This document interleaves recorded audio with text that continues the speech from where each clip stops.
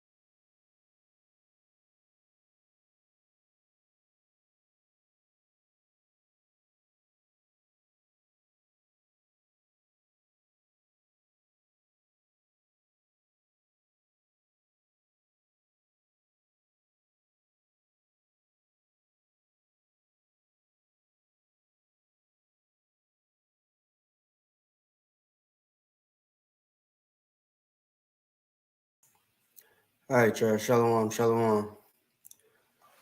Uh, Shalom, brother. Say something, Shalom, buddy. shalom, everyone. Can't hear you. Say something again. Shalom, shalom. Still can't hear you. You hear me now? Is it me? Hold on. Okay, Wait. Salaki. Again? Okay, now I hear you. Bad. It was me. My bad. You're good. All right, Oh, shalom, okay. everybody. Shalom, shalom, Shalom, shalom. shalom. Salakia for being late. Shall see Judah riding out here. It's not going to be a very long class today. But I do want to talk about, obviously what today is, it being President's Day and everything like that. So we want to start by giving our praises and honor and glory to the Most High Yahweh in the name of His Son Yahweh Shah. or Bahashem Yahweh Shai, as we like to say, right? We are the sons of Thunder Israelites. You know what I'm saying? We're here to teach you guys about this dreadful folly day today, right? I also want to give give double Okay. honors to the elders of HOI Shalom. because a lot of them don't get a whole lot of respect. They don't get a lot of respect put on their name as they should. So that's what we're gonna do tonight, all right? But that being said, uh, President's Day, right? Everybody knows what this month is, right? Put it in the chat right quick if you know what month this is, right? This is your Black History Month, is it not? So the question would be, why are we being forced to celebrate oppressors in the month that they gave us to be able to celebrate ourselves, right? So while y'all think about that, we're gonna go Right. through some housekeeping stuff. Um, First things first, Passover's coming up. All right. If you would like to join SOT for Passover, um, there's a specific thing that you got to do this year as far as your email, your RSVP email that you're gonna send in, okay? Your RSVP needs to have Passover 2022 on it in the subject line, okay? So that we know what year and everything that we're doing. It's just a way for us to be able to keep track of, our millions of emails that we get nowadays and stuff like that. Make it easier for Brother Yahweh all and other brothers that are going to be going through that to be able to track everybody, to be able to find everyone that needs to be put on the list and everything. Because this year we're that's the way we're gonna do it. You know what I'm saying? Only people getting in are the people that RSVP. Not gonna be any I didn't know we had the RSVP at the door type stuff. We're gonna be turning you away this year. Okay. So if you'd like to come see us, RSVP, right? You got a little while. So send your RSVP with your amount of people that you got coming and make sure you put Passover 2022 in the subject line. That way we know we can find you. If you don't do that, I can't guarantee that your RSVP is going to be found. Therefore, it won't count. So make sure you put that. I'm gonna say it one more time for y'all. If you want to join SOT for Passover, make sure you put Passover 2022 in the subject line. All right. Same thing for North Carolina and anywhere else that you might go as far as SOT is concerned. All right. So next thing, of course, make sure you following the channels. Make sure you're going through, liking the channels we got. We got obviously this one, and we got the SOT North Carolina. We got the SOT Facebook channel. We got the Sons of Thunder Israelites Instagram page that you could go follow. We got the SOT Israelites TikTok. We got the Patreon channel. I also put that in the description section. You know what I'm saying? If you guys like to send any donations, anything like that, I'm back to putting that information in the description section now for Milk Mondays, so you guys will be easy to find. Because I know that sometimes y'all can't see it on the back of the background we got right here. So, yeah, that information is back in the description section for those of you now as well. Okay. And like I said, continue to watch the shows. We got Truth Tuesday every Tuesday, 8:30, right? We got now we have a class on Thursday nights. I don't know if it's gonna continue, but for right now, y'all have it. So watch it while it's here. And of course, we have the Friday night call where you can come and ask your questions. I advise you to do so. Adawan Yahweh and Malachi, Yaquab usually are the ones that host that channel or that show rather, right? We have the Saturday morning brew, Sabbath morning brew in the morning on Facebook on the Facebook channel, right? With Brother Aharon. So stay tuned for those shows. Be sure to watch those. All right. We're gonna go ahead and get into the lesson now. So, all right. I don't know what just happened to his thing, but looks like it's gonna be a type of night, a night of technical difficulties. All right. But make sure y'all hit the like button as y'all come in the building. The water. But to get into the lesson, man, this Black History Month is supposed to be a month where we literally are, celebrating ourselves. So they told us, right? That's what we're supposed to be getting the opportunity to do. Celebrate ourselves and enjoy ourselves. By the way, if there's any soldier that could pop in here, help me read, you know what I'm saying? Say something in the chat, just in case the brother falls out again. And I'll send you the link.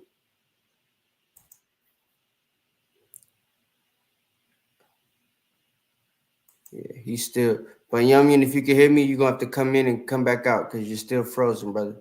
Something's going on over there. with your connection. All right, kind of. But so as I said, thing going on right now, man. We have President's Day, right, in the midst of Black History Month. So that should let you know straight up, it's a play on words. You know what I'm saying? And it's not really a month that they've given us to be able to, follow ourselves and celebrate ourselves. When it's the shortest month out the year, one, right? We only get 3.5 weeks roughly, 3 weeks and a couple days on normal charts, right? And then on top of that, they don't even give you the full month to celebrate yourselves, even though this is the month that they gave you, right? That they call Black History Month. They give you 2 weeks, and then the third week, the first Monday of that week, you're going to be celebrating specifically George Washington and Abraham Lincoln, right? And all the different things that they did. That's what they're going to be teaching your kids in school and everything like that today and the rest of the week, right? Because it's no longer about you niggas now. It's about the white man and the President's Day, okay? President's Week, as it's going to be. So, let me see. I don't know why, but Banyamin, come in and come out. You're gonna have to leave and come back in because yeah. All right. Goodness gracious. Okay, so yeah, that's what we got going on there. All right. So we're gonna go ahead. I'm gonna read something for y'all. Hey, Judah Araya, if y'all watching, tell the brother, you know, the difficulties keep going on. We're gonna have to. I'll do it by myself. All right. Can you hear you good? Got one. I think I was on the wrong network. All right, kind. Slug You good. All right. So I want to make sure. Can you see the screen? Are you using a computer or are you using a Got cell one. phone? All right. Kind. So I want to make sure. Can you see this? Got one. All right. I'm gonna scroll down, make it possible for you to read it. So what this is, y'all. This is from the White House, right? As we know, the president that most of you black people, right, ironically voted in, the one that's giving you $30 million worth of crack pipes. Uh, he's helped you get booster shots that don't really help you with the vaccine. He's helped you get, uh, well, I mean, hell, that's about it, really. That's all he's done for black people the whole time he's been in office so far. He hasn't done anything else, literally, right? So, yeah, that guy. Well, I'm not.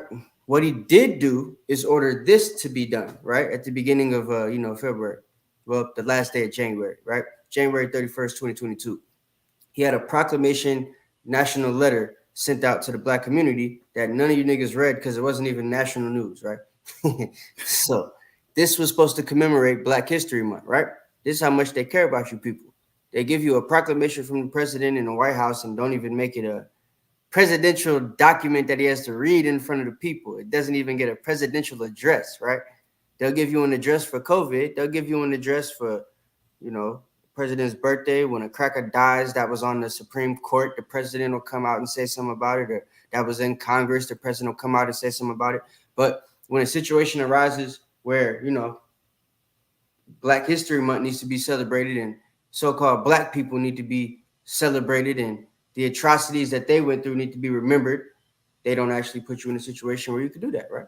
So if you could, brother, it says a proclamation on the National Black History Month, right? 2022. Actually, I think I'm going to read this and I'm going to let you read the scripts or the Okay, next. got one. All right. So just because I can see it better. So it says each February, National Black History Month serves as both a celebration and a powerful reminder that Black history is American history, right? By the way, y'all like the video as y'all come in, share the video so Israel can see. That way we could pass the algorithm. Like I said, all the things that y'all was sending me messages about before that y'all couldn't see when I put up the videos and stuff, as far as the donation information and the Patreon and stuff, all of that is in the description section now. All right. Come. So each February, National Black History Month serves as both a celebration and a powerful reminder that Black history is American history. Black culture is American culture, and Black stories are essential to the ongoing story of America. So it starts with them trying to make it seem like, Blackness is good for America, right? Really what it is Blackness is good for the pockets of America because, we're the ones spending most of the money here. But that's besides the point, I guess. It says, our faults, our struggles, our progresses, and our aspirations, right? Even though we don't have much aspirations because there is no progress for our people, which is their fault, right? Ain't that crazy? Look, we still get killed by the police. We got a national case going on right now from a situation that happened last year, that happened again this year from a different brother that had the same situation occur. He not here, right? We have Breonna Taylor die from a no-knock warrant on the wrong house. And then we got Amir Locke, who's recently passed away due to a no-knock warrant on the wrong house, right? Same type of stuff going on. So doesn't look like we're moving anywhere, but this is the address that they gave us. And, because we haven't moved anywhere and there hasn't been any real progression, probably the reason why they're not making it a national thing, right? What they are making a national thing, though, is the state of Florida not having to say anything that's going to, make white people feel bad due to Governor DeSantis passing that bill and everything, right? So, you know. But moving on, somebody said my name. What's going on? Luis Marti. What's good? Shalom. So shining a light on Black history today is important to understanding ourselves and growing stronger as a nation as it has ever been, right? Which don't make no sense because they already know about Black history. They used to teach it to us. Now they're trying not to teach it. So how is that going to make us stronger than we've ever been, right? Is it going to make us stronger knowing that they're not teaching us our history, that they're trying to hide it from us now, right? Because that's what's actually happening. You know what I'm saying? Most of the youngins that's going to be coming up soon won't know anything about the stuff we know about because they're not going to be learning it in school like we learned about it. All right? Because it's making white kids feel uncomfortable now. It says, that is why it is essential that we take time to celebrate the immeasurable contributions of Black Americans, honor the legacies and achievements of generations past, reckon with centuries of injustice, and confront those injustices that still fester today. So my question would be, why isn't CNN and Fox News and, MSNBC and NBC and the Bloomberg channel and all them news channels, right? If it's so important and he's the president, why they not out there putting information about who invented what? Why they don't have a Bloomberg special for Black History Month on all the damn inventions that you crackers is making money off of that we made? Wouldn't that be something dope for Bloomberg, right? Right. All the different. How about since Bloomberg talks about stocks? How about all the different ways that they make money using us in the stock market, right? How about talking about that for a week on Bloomberg channel, right? How about putting news out there about different things that happen to us as far as the lynchings and the killings and the rape and the butt breaking, all those different things, right? He wants to celebrate. This is the president that you guys put into office, by the way, Black people. You guys voted for this white guy with the liver spots that can't remember his last name, right? You did this. So he says it's essential to celebrate the contributions of Black Americans, but I haven't seen not one damn commercial celebrating the contributions of Black Americans. What they did was give you niggas a couple of niggas to celebrate the Black history by letting y'all celebrate at the Super Bowl. He gave y'all NWA Death Row Super Bowl celebration, and then they let Eminem take a knee, your favorite white boy, right? That's what they gave you. Just like before, a couple years ago, they gave you Barack Obama, right? It's the same thing. They're gonna keep giving you BS. That's their MO. So it says, contributions of Black Americans, honor the legacies and achievements of generations past, reckon with centuries of injustice, and confront those injustices that still fester today. Our nation was founded on the idea that all of us are created equal and deserve to be treated with equal dignity throughout our lives, right? Not that any of us have ever been treated like hell. Hey, Benjamin, you ever had equal dignity when it comes to you and a white man? No. Hey, somebody put a 7 in the chat if you've ever been treated equally when it comes to you and any other race in the United States of America. Don't even have to be just the Edomites, right? It could be anybody. Okay? If you haven't, then that means everything, literally every single word that they've put in here so far is nothing but words, right? Esau has a way of saying things that he knows is never going to happen, but he says it just to give you guys hope. The stupid Jake, right? Hopeful Jake that loves America, that puts the red, white, and blue flag colors on the 4th of July and stuff, right? And the red, black, and green on Juneteenth, right? them brothers and sisters. You know what I'm saying? They're trying to give y'all some hope that one day Martin Luther King's dream is actually going to come true. The fact of the matter is, it's not. Right? Reading on, it says, our nation was founded on the idea that all of us are created equal and deserve to be treated equal with dignity throughout our lives. It is a promise we have never fully lived up to. Damn right. Not even fully. You never lived up to it, period, nigga. But one that we have never, ever walked away from, which is the hope for you niggas, right? The long shadows of slavery, Jim Crow, and redlining, which still happen today, basically, and the blight of systemic racism that still diminishes our nation today, right?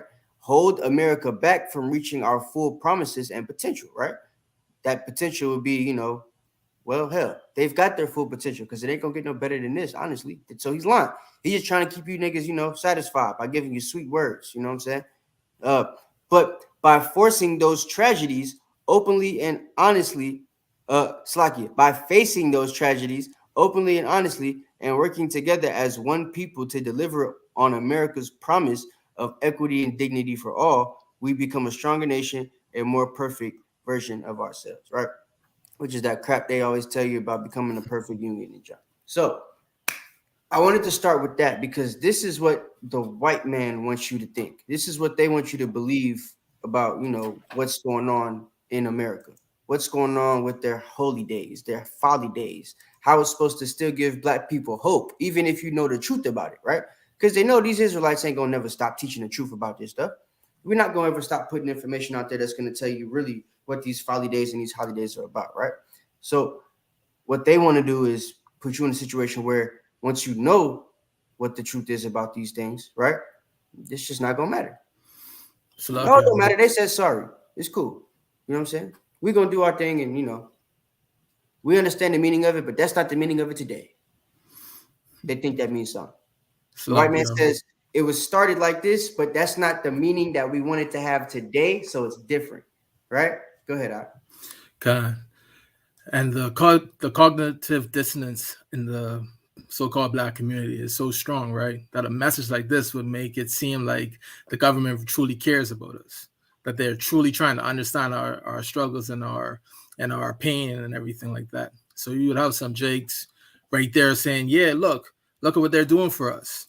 They're understanding our plight, they're understanding our problems." But then when it comes to teaching critical race theory in school, they don't want to do that because it You got your implements Bible open? God one. Because it's like you said, right? When it comes to teaching critical race theory, anything that would make them feel uncomfortable, they don't want to do that, right? That's But right. but on the back end, when it's not making them uncomfortable, they want to make it seem like it's all good, right? Right. Jeremiah told us about that. Jeremiah 6:14. Read that right quick. Okay. Right? This is Jeremiah when he spoke about, the type of things they would do to us in this time. He also is the same person that, spoke about the Martin Luther King dream and stuff like that too, right? This is them giving us peace, but there is no peace, right? They want you to believe that there's nothing for you to worry about. You know what I'm saying? America's moving towards that perfect union that they promised about when they said all men are created equal. They was whooping your ass when that happened Right. and calling you 3/4 of a man and still haven't changed it in the Constitution. You niggas still think that applies to you, right? So they're gonna keep giving you words that make you think it applies to you, even though it doesn't. Okay. So go ahead. Kind of one. This is the book of Jeremiah, chapter 6, verse Uh, 14. hello? They have healed also the hurt of the daughter of my people slightly, saying, "Peace, peace," when there is no peace.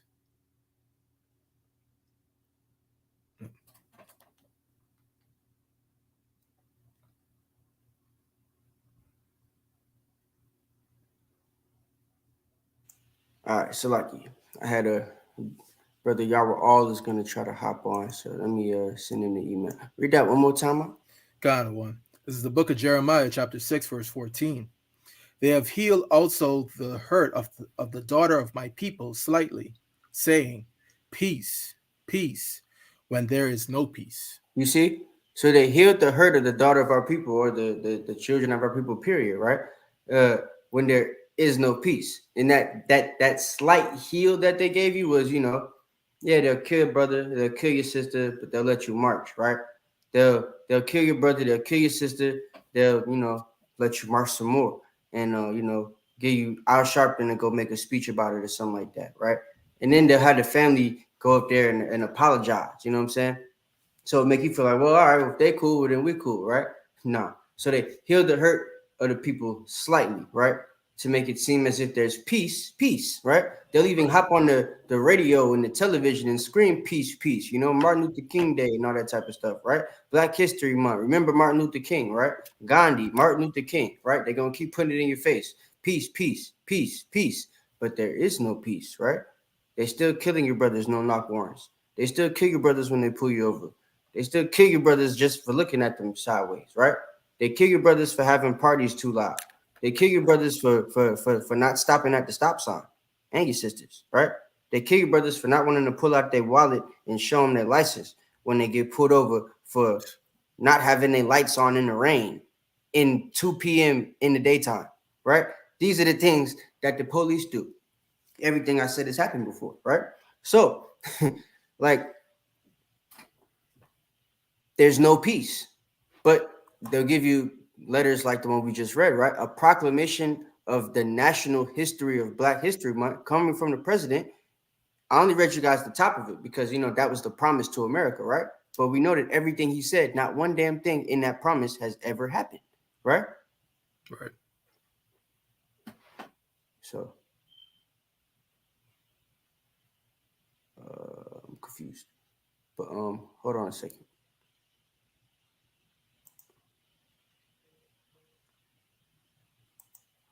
I don't know what's going on. Hold on just a second. So like, yeah. Let me try to send the brother this link. Oh Lord.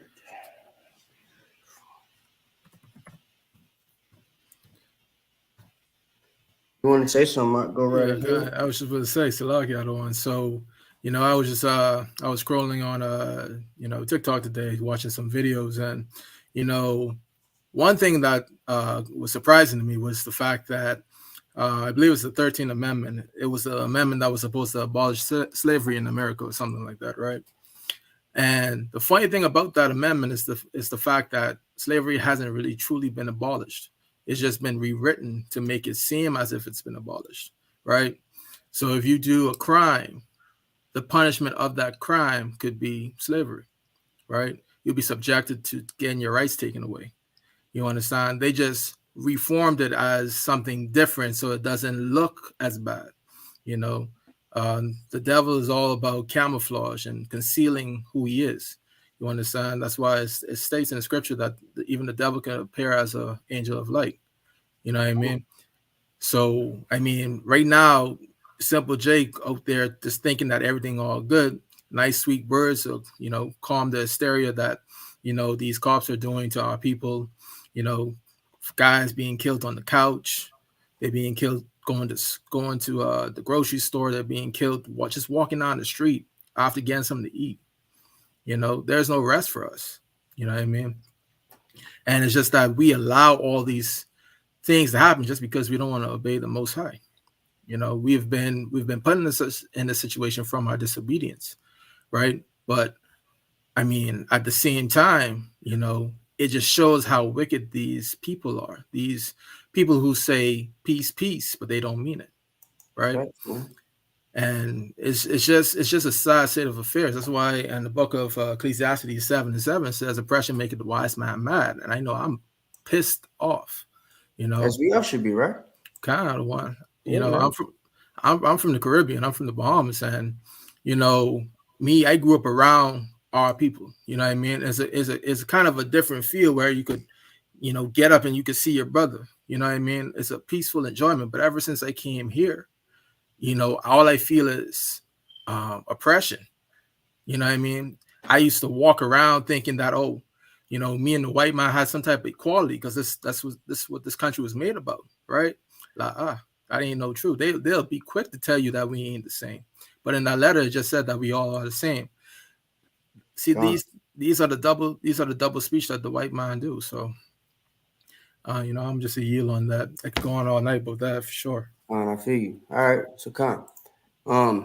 Blah, blah, blah, blah, blah. All right. So the next thing I want to talk about, hold on a second. Make sure. All right.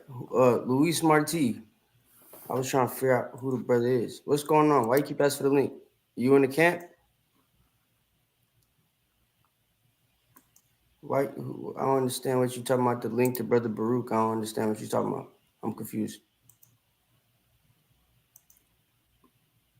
What do you need the email for? The email's right here. I don't understand what you talking about, brother. Explain what you mean. You confusing me. All right. So yeah, everything the brother said is right, right? What they did with the emancipation and everything in slavery, they only did was, transfer it over to the government and stuff, right? Which is why we in the same situation we in.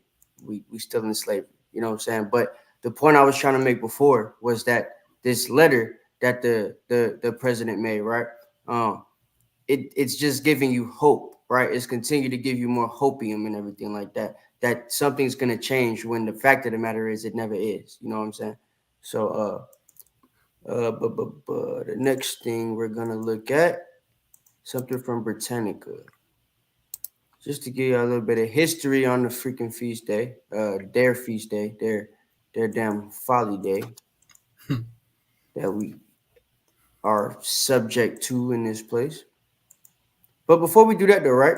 I actually want to bring this out. Um, y'all know that the month of, in fact, somebody put in the chat if you know, how long was the month of, well, when did the month of Black History Month actually begin?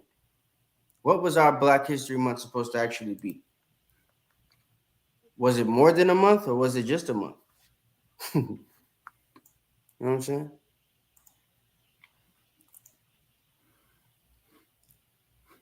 I asked, so y'all should already be writing it instead of waiting. You know what I'm saying? But look, Black History Month was actually supposed to start January 2nd, right? And it was supposed to end February 28th. What they did was they shortened the time period from January and only gave it and only made it in February, right? Starting February 1st, so that they could incorporate the folly day of Abraham Lincoln and George Washington, right? Because the fact of the matter is, this was done in 1970, right?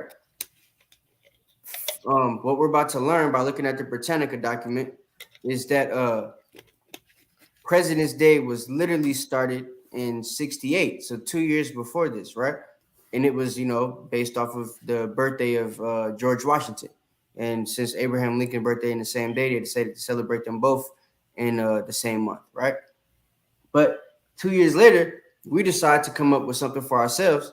And then later on, throughout history, that ends up being shortened from 2 months to 1 month. And the 1 month that they give us isn't the month of January, that has nothing to do with their presidents, right? It would be the month of February that has something to do with two of their presidents that they decide to make a folly day out of as well, right?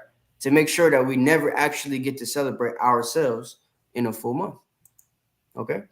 So just to prove the point, let's pull this out. No, this one. All right, con. So President's Day, right? United States holiday. It says President's Day, officially Washington's birthday, United States, the third Monday in February, is popularly recognized as honoring George Washington and Abraham Lincoln, right? They honor George Washington because he's the first slave-owning president, and they honor Abraham Lincoln because they want you to believe he freed the slaves, right? So it's supposed to be a contrast, still something to make you honor the crackers in a month that was supposedly made for you, right? President's Day is celebrated Monday, February 21st, 2022, right? And there you go, right? The monkey and the faggot. Wow. The origin of the President's Day lies in the 1880s when the birthday of Washington, commander of the Continental Army during the American Revolution and the first president of the United States, was first celebrated as a federal holiday, right? In 1968, Congress passed the Uniform Monday holiday bill, which moved a number of federal holidays to Mondays, right? So this is why a lot of your federal holidays fall on a Monday. It was for this reason right here. The change was designed to schedule certain holidays so that workers had a number of long weekends throughout the year, right? They wanted to give white people the the ones that working in union jobs and had the big factory jobs and stuff before we got them and everything like that, right? They wanted to make sure that they had 3-day weekends on these folly days, right? When you would be working at McDonald's or whatever and still have to serve them their food at the diner or the bakery or whatever it is that you was working at back then, right? So the change was blah blah blah. Okay, yeah, but it has been opposed by those who believe that those holidays should be celebrated on the dates they actually commemorate. During debate on the bill, it was proposed that Washington's birthday be renamed President's Day to honor the birthdays of both Washington and Lincoln, right? Because of the separation in their days. So that's all I'm going to read on that. But that was just a little bit more history to show you the, fact of why they actually made this Father Day fall when it did. As we showed you a minute ago, right? I'll pull it up one more time. The actual time period for our feast month, if you want to call it, in America, the only thing they ever gave us before this Juneteenth that y'all love so much, we had a month, January 2nd to February 28th, right? 2 months, basically. Only reason we didn't choose January 1st was because that was the white man's New Year. We knew they weren't gonna give us nothing there, so we chose the second day out of this month, and we ended up, it was something that we did. We celebrated it for a while, but when they decided to make it a national thing, they only gave it a month, right? And it was the shortest month, and within that month, they made sure that they were only gonna give us 2 weeks because that third Monday, as we just said, which was made federal 2 years before they even thought about us, right? They were going to cut it short and make sure that we only get 2 weeks to do what we got to do, right? It's only so many people you can mention in 2 weeks, which is why the main person that they love to mention is this guy right here, right? The one that they got to. Notice there's no pictures of Malcolm X on here, right? They don't got Noble Drew Ali. They don't got Abba Bivens. They don't got none of that. They got Martin on here, right? Because it's something else that they want you to put in your mind when you think of Black History Month. Even though you're going to be teaching your kids about slavery and all the things that happened to us, they want you to think nonviolence, right? Right.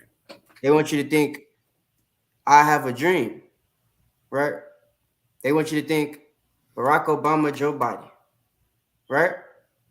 Progression, right? Kamala Harris, huh? Kamala, whatever the hell her name is. That's what they want you to think. You understand what I'm saying?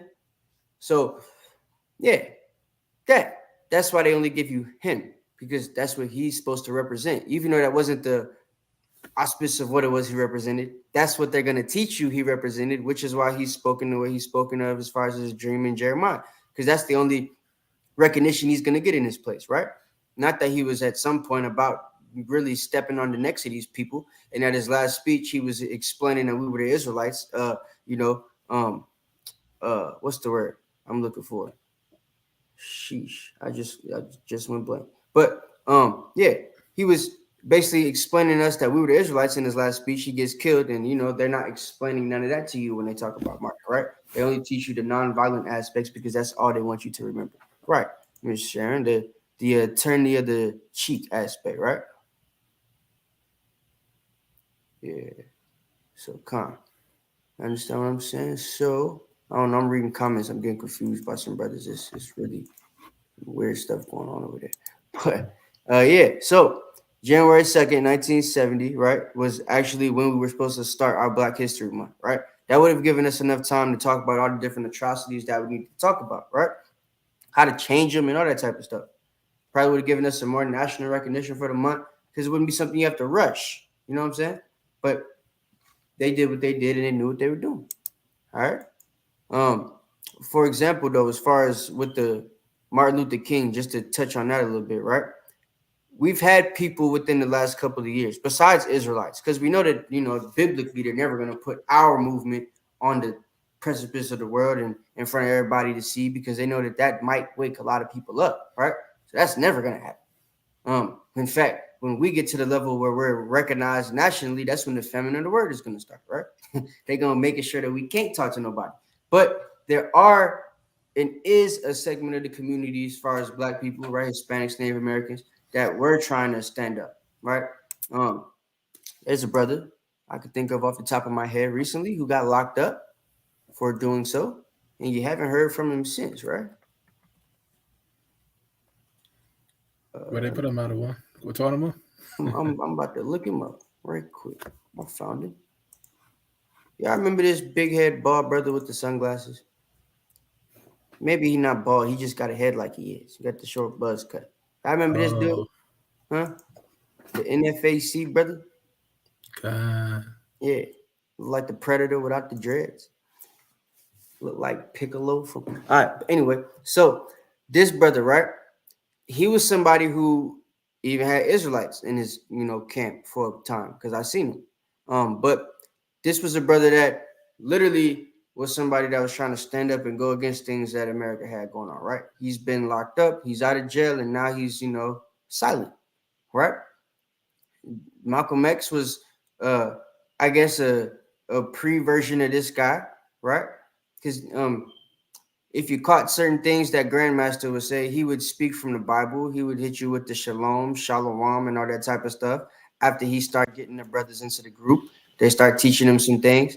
Once that happened, they had to shut him down, right?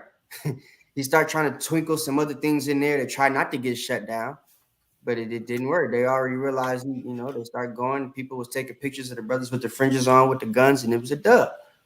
So they shut him down, right? Uh, Malcolm X started teaching the Bible. He go to Mecca, and they twisted him up, right? He come back, say a little bit more, then they kill him, right? Uh, Martin Luther King. He starts off as a brother that's down for the movement, not really down for messing with the white people at all. You know what I'm saying? Gets a little bit of bread in his pocket, gets the Nobel Peace Prize, has some speeches written for him. Then he takes a trip to Israel, finds out we the people, this the real promised land, realizes, the scriptures is about us. The people that he was learning from before was actually telling him the truth. All that Gandhi BS was wrong. Then he comes back and says, I integrated us into a burning house, and pow, 2 days later they kill him, right? Anytime we're in a situation where we got brothers that are able to stand up, right? Um, they literally put us in a situation where they knock that brother down. As soon as a brother with a large following that has a mass appeal to the people starts teaching out that Bible, starts making it known that we the Israelites, we the chosen people, no matter what his approach is, they're gonna let it go, right? They're gonna blow his head off, right? And we've seen that because Martin was the nonviolent approach, and brothers like this and Malcolm were the violent approach, right? But notice they continue to push Martin in your face. But the only aspect of Martin's whole message that they ever give you is the nonviolent approach, right? They never give you the other aspects of Martin's message or even his last speech, right? They don't give you his last televised message on the Larry Belafonte show because he said the same damn thing. We integrated our people into a burning house. That was his last time on television. They don't tell you nothing about that. It's not even in the history books for the schools for you to learn in when you learn about Martin Luther King. On Martin Luther King Day, they don't even mention it, right? Because then it'll put you in the same mind state of these brothers. Put you in the same mind state as us, right? Which is the brothers that gave them brothers the mind state that they in, right? Right. Well, that's what you got to understand. And that leads me to the point, right? The reason why they've given us Black History Month and President's Day in the same month, the reason why they kill all the brothers and sisters that try to stand up for the actual nationality of our people and the thing that actually is going to get us up out of here, which is the Bible, they take that person from us, right? Uh, and in the process, if that person ever, had a coonish moment in their life, that's the moment that they're going to push to make us remember the most, right? So that they know if we're ever going to act in a way, that's the way they want us to act, right? They want you to remember Martin was good. Martin was good. He had no problems while he was preaching peace, peace, peace, right? Hold hands with the white man. I have a dream, right? But as soon as I integrated y'all into a burner house, I might have made a mistake. I didn't see the promised land. I know I ain't gonna make it there because they finna kill me after this, but y'all gonna get there. Believe it, right? As soon as he said that, it was a dub. That is social conditioning, right? Social conditioning. We've brought this up before. I'm gonna say it the whole month of February, right? Because that's what this whole month is. Social conditioning. this month and everything that they do, everything that they give you is supposed to be a way to teach you how to act, right? They give you the slave movies and stuff like that in the revolts, and they always end bad because they want you to remember when you revolt against America, it's gonna end bad, right? But when you fight with America, right? They give you the Will Smiths and the Independence Days and stuff like that, right? It ends good. You get to walk away crying, and you're the hero, right? The black hero, right? They give you a holiday and statues like Martin Luther King when you try to work with the white man, right? But when you go against the white man, you don't get nothing. Like Malcolm, right? You don't even, you get a book in a movie. That's it, right? That's it. Social conditioning, right? We're going to read this and then we're going to get into the scripts. Social conditioning. It's a sociological process, right, of training individuals in society to act or respond in a manner generally approved by the society in general or peer groups within the society, aka the people in charge of society, or peer groups in charge of society, i.e., Jewish people, right? The Jewish people. So it's a sociological training device, right? That they've used basically to control our people more than anybody else on the planet. Okay. Um, Before I get too far, I seen somebody asked when did Malcolm use the Bible? Malcolm used the Bible a lot. He's where all the mother niggas in the Nation of Islam get that from. None of them use the Quran. They always teaching what Prophet Jesus said, or the Prophet Moses, or the Prophet Ezekiel, or the Prophet Isaiah, or the Prophet James, or the Prophet Luke. Right? You heard Farrakhan say all that before. He'll never say, well, no, I ain't gonna lie. He does say the Prophet Muhammad, but he don't say it as much as he says the stuff out the Bible, right? Because he realizes this is our book. So they got that whole aspect of teaching the Bible from Malcolm X, because Fahad Muhammad and the other dude didn't teach from the Bible. They only taught from the Quran. All right. So yeah. But that goes more into what I was saying before. Anybody that brings that Bible out that has a mass appeal, mass following, they're not gonna allow that person to live if they actually start teaching what that Bible says in any aspect, whether it's as big as what Malcolm was saying, right? Even though he never went as far as to call us Israelites, he was going as far as to say we are the literal people of this book. This book is about us. It's not about them. He said that in his movie, in his book, in real life, to people that he knows, to people that I know, all that type of stuff, right? Maybe the people you know, but that's why they liked him, right? Same thing with Martin. Martin came out teaching that stuff. That's why at some point it was a big thing that he was Reverend Martin Luther King, right? Dr. Martin Luther King is the one that flipped the script and became the coon, right? But Reverend Martin Luther King was on that, we gonna beat them down till they brown. You feel me? But Dr. Martin Luther King was the Nobel Peace Prize, like, you feel me? That's when they switched him up. But yeah, so that's the social conditioning, right? They want you to remember Dr. Martin Luther King, right? They don't want you to remember Reverend Martin Luther King. They don't want you to remember Malcolm X, right? They don't want you to know nothing about Albert Bivens, right? He ain't never getting nothing. He ain't getting squat. Feel me?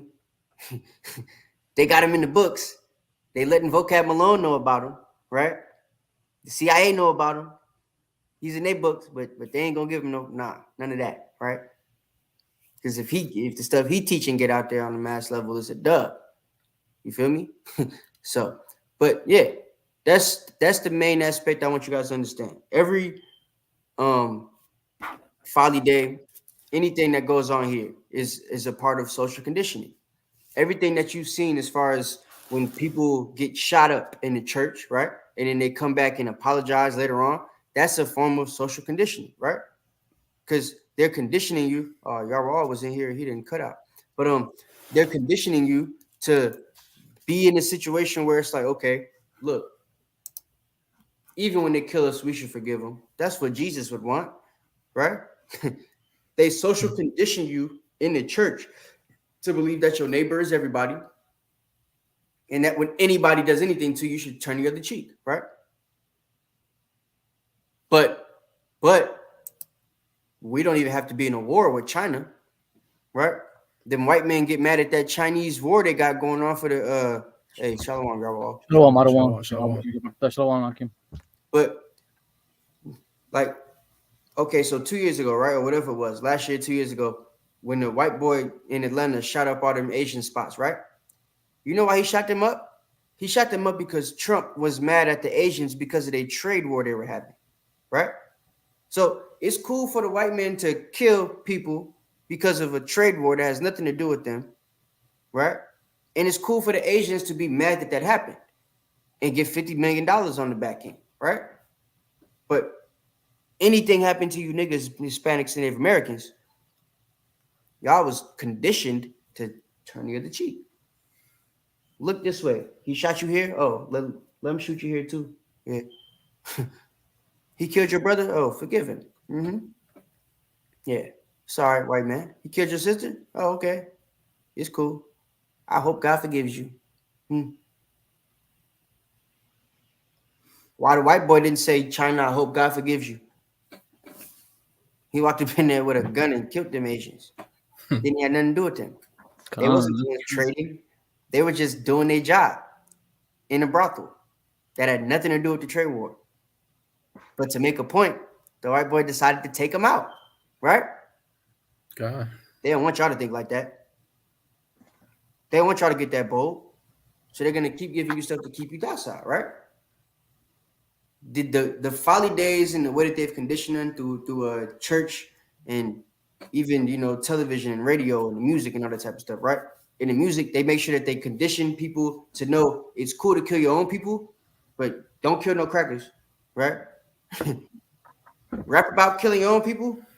Don't let none of the Israelite music go out there. All the Israelite songs where they talking about killing these songs, Salaki out of war. Go ahead. That's a good point. And right now, right there, you're talking about the social conditioning, right? That's Deuteronomy 28 and 54 down through 56. That's us. That your brother eye will be evil towards his brother and towards the wife of his bosom. Mm-hmm. They're perpetuating that even within our own lives. So it's that social conditioning that we're always going to have to always hate each other. We would never come together in unity and never do what Malcolm X wanted black people to do by any means necessary. We ain't willing to do that. Exactly, man. You know what I'm saying? That's the level they want us on. They never want us on the level of, Leviticus 19, where we got to forgive our brothers and sisters that hurt that they caused us, right? And actually turn the other cheek and not hold a grudge against the children of our people. But they want you to hold a grudge, right? They want to put songs out there like it's up and it's stuck. You know what I'm saying? That's social conditioning, right? That's the way that they got us. So now that we've got that out into the air, maybe Psalms 83. Somebody else get Job 8 and 8. I'll get Job. Come on. All right, cool. All right. We're going to get into the scriptures now. It's not going to be too long.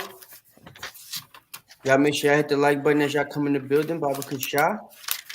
But yeah, man, as we said, this is the social conditioning of the white man. Social conditioning is how he's keeping the name of Israel no more, not in remembrance. He's making it so y'all don't want to remember your name because he's conditioning you not to give a crap. Right? Right. I care more about what little baby got going on and the baby and all that type of stuff and who he's fighting and who getting beat up at the bowling alley and all that type of stuff. Who got shot at Justin Bieber party. Y'all care more about that than you care about, why your people in the condition y'all in. Why your niggas getting shot up at the party? Why Justin Bieber ain't get his head blown off? But we the ones getting beat up, right? Why two of our brothers is fighting each other at a damn bowling alley? Right? Read that. Psalm 83. All right. Psalms 83, verse 1. Keep not thou silence, O God. Hold not thy peace, and be not still, O God. For lo, thine enemies make a tumult, and they that hate thee have lifted up the head. They have taken crafty counsel against thy people, and consulted against thy hidden ones. Mm-hmm. They have said, Come, and let us cut them off from being a nation, that the name of Israel may be no more in remembrance. See, that's what they've done, man. You know what I'm saying? And it's not just America, any country in the world. It's the same type of thing. They have social conditioning that they've put out there for our people, right?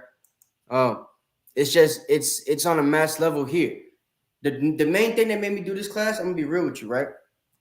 Uh, anybody heard of Israel Adesanya before? Huh? Uh, He's a UFC fighter, right? Yeah, I Khan. so I oh, like yeah. fighting. I like fighting. I'm into that stuff a lot, Yeah, right? Khan. So He's like I undefeated watch too. all the combat sports and stuff. You know what I'm saying? That's stuff we started. You know what I'm saying? We taught the other nations how to do that. But um, so I'm watching a press conference last weekend because he had a fight. The brother's Nigerian. He's a brother, right? He's Nigerian, from the Yoruba tribe. His parents are most definitely Israelites, right? And his mama named him Israel. You feel me? They moved to New Zealand when he was little, and from then he just fell in love with white people, right?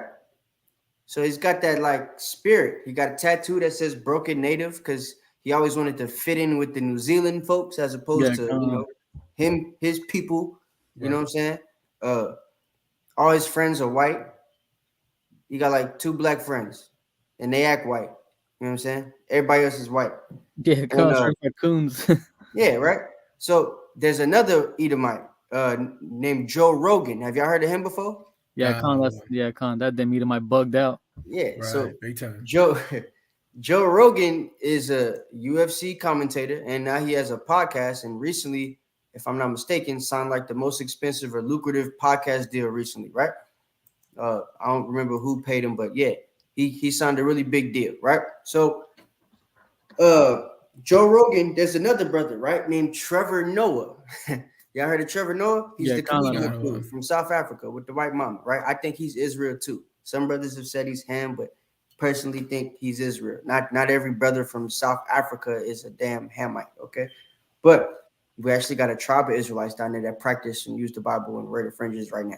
But Khan. yeah, so Trevor uh actually put out a video, right? A couple weeks ago. That was a compilation of all the times Joe Rogan has used the N word publicly, right? It was like a 5 minute video, which is a long ass time for a Right. compilation, right? For one. And that means he's used the word a lot. And he put it on the air in public, right? For everybody to know. Because he's like, yo, so Bill Cosby, y'all cancel him. R. Kelly, y'all cancel him. You know what I'm saying? This person, y'all cancel him. That person, y'all cancel him. Joe Rogan has said the N-word 1.5 million times, and y'all paying him more money. What is this? Right? So he puts it out there, and Joe Rogan has to apologize, right? He gives a suck butt apology. Garbage. Right? Simple Edomite type stuff. You know what I'm saying? Yeah, Khan. Didn't even say the word I'm sorry. He basically said, well, it was a long time ago, and I didn't think anybody was gonna see it. That's how you know he wasn't gonna apologize, because he said that. Wow. Niggas Damn, they let gonna that force him fly over to. their head. I didn't think nobody was Mm. gonna see it. Go watch it. It's on his Instagram, right? And it was on Instagram, nigga. Like, all right, anyway. Crazy. So, No, it's true though, man. Like, bruh. So he makes a garbage apology, right? I'm not even gonna repeat it. He makes a garbage apology, explains how he's not really sorry. He just didn't think anybody was gonna see it. He even didn't. The man said, it's a very unique word because black people get to use it. Even some Hispanics get to use it and stuff like that. But like nobody else gets to use the word. And it's just kind of weird. It's very unique that only one race of people on but the whole planet get to use this word the way they want to use it. And it's got so many different meanings for them. Like it could be a happy word and it could be a sad word that has so much turmoil behind it and stuff. And it's very unique. Then he stopped doing that because he was like, maybe they're not going to take that well. So then he starts to flip the script. So yeah, I didn't think anybody was going to see it, and it was a long time ago. You know what I'm saying? And I'm a completely different person now. I've changed. You know what I'm saying? And I've got a lot of black. I've got black friends, and I've spoken to them about it, and they've told me how it made people feel, and I understand. You know what I'm saying? So this cracker never said I'm sorry. Instead, he said, I understand, right? He went everywhere else, but As I'm if sorry. you could understand a damn thing that we've been through, right? As if you could you just told us it's a unique word and you don't understand why we get to use it. Nobody else gets to use it, right? You just said that. But and the only reason I'm not showing you the video is because I feel like if I show it just because he's Joe Rogan, we're gonna get a copyright strike or something. Oh, Con, you know I don't want. Yeah, yes, I ain't gonna do it. But y'all can look it up. Joe Rogan apology for the N-word. Trevor Noah got it. It's on his Instagram. It's on all that stuff, right? So, but yeah, he never said I'm sorry. He said I understand, right? So this nigga Israel Adesanya, right? Israel Adesanya. So people that are privy to the truth, right? They recognize his name. I wonder how the Israelites feel about that, right? I bet Vocab McNuts had a field day. So it's like Israel goes up there. The head of the UFC, Dana White, is asked a question by somebody in the press conference. One of the interview people, right? And he asked him a question. So how do you feel about what happened with Joe Rogan and him saying the N-word? Israel, Captain Savayo, threw his cape on right away. put his cape on. Super save the white man, right? It's the worst. So puts his cape on, his tights, and jumps in front of the question, dodges and actually takes the bullet for Dana. Dana actually literally, when he was asked the question, walked away because he didn't want to answer that. Oh, damn. I got two niggas on stage and now I have to damn, I forgot the other brother name, but it was two brothers on stage, right? And they on the same side, they sitting on the right. It's two heathen on the left. I don't know. You know, It's like, yo, hold on a second. It's like, yo, I'm gonna walk away. I'm not gonna answer this question. Israel sees that his boss, his slave master, the man who just wrote his check and signed him a new deal, right? Whose belt he wears and stuff like that, was in a distressful situation. He jumped in the middle of the bullet and said, "Hey, no, F the noise, right? F the noise, F the noise. I know what they're trying to do. Look, I'm black, so I could answer for him, okay? It's okay. Joe Rogan's not racist. Joe Rogan's a regular guy. I love him to death. You know what I'm saying? He's good. So F the noise. I know what they're trying to do. They're trying to cancel him. He's not going to get canceled. He's effing Joe Rogan. I love him to death. And yeah, F the noise." And he got a standing ovation. Right? That is social conditioning that made the brother do that, though. Because he's seen what happened with Amber Geiger and his little brother. He's seen what happened with, what's that white boy, Dylan Roof, and the people at the church, right? He's seen how you get praised as opposed to getting mad when a white man does something distasteful to black people or Hispanic people or Native American people. If you act as if you don't really care and it's time to move on, right? Like Israel did and all the other niggas did, and I forgive you, right? To move towards that perfect union that Joe Biden put in that message that we read earlier, right? For Black History Month, then you get the praise that they want you to have, right? That you would want to have if you're a coon and you care about the praise of the white man. It's social conditioning. All right. What are we trying to say, Benjamin? Salaki? Nah, you got out of one. Yeah, so I mean, that same situation reminds me of a video I watched, right? This white news anchor was talking about, well, black people say the N-word this, the N-word that, right?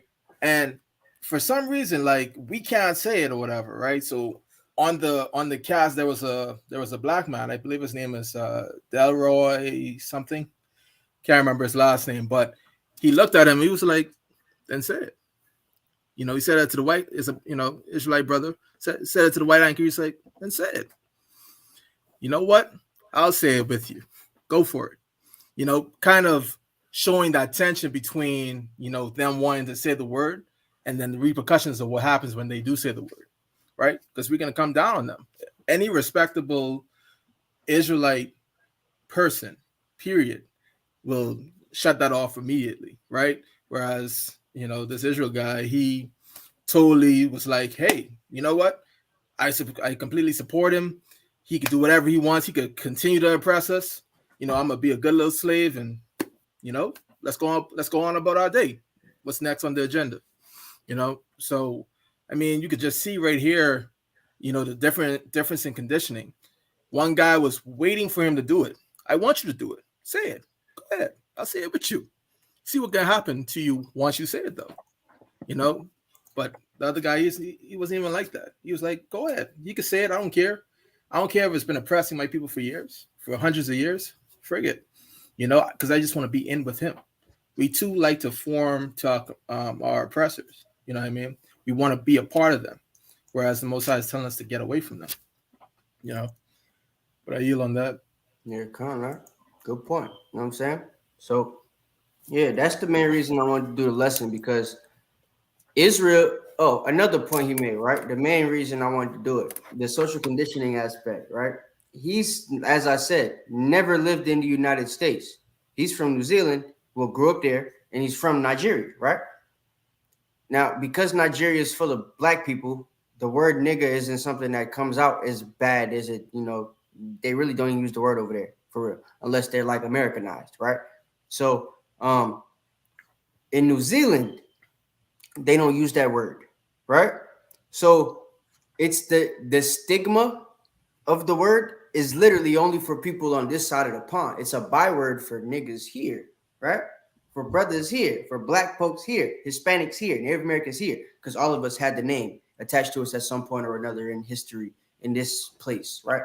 That specific word, blacks, Hispanics, and Native Americans were all called that word, right?